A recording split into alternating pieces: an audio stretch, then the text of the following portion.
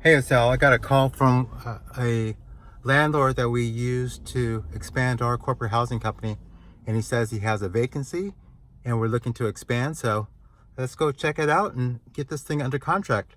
Come along with me.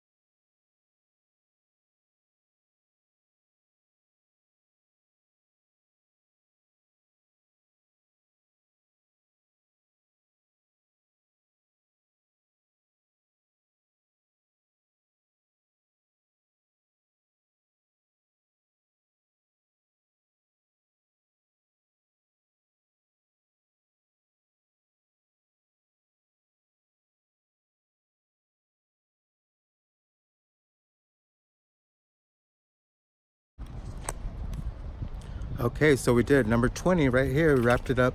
It looks like a good spot. It's right across from a unit we already control. So we'll be able to share Wi-Fi and do some upgrades to the entryway with lighting. Some cool stuff. So I think it's gonna be ready and for us, cleaned up and ready for us in 5 days or so. And we got enough people we can start marketing to. So we're in good shape. All right, if you wanna know more, check out extendedstaylandlord.com.